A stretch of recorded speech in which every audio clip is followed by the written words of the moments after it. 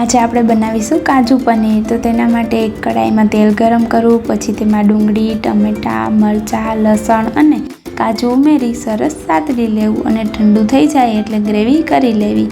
પનીરના આ રીતે ટુકડા કરી લેવા, પછી તેમાં હળદર, ચટણી, મીઠું અને ગરમ તેલ ઉમેરી મિક્સ કરી લેવું।